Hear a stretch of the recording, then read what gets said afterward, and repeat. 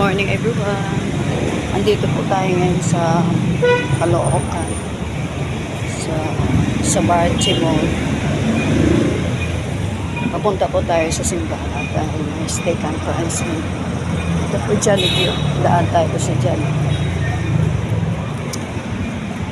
Blessed Sunday po everyone. Bago pa ang lahat, gusto ko po magpakilala sa inyo. Ako po si Ate Liza.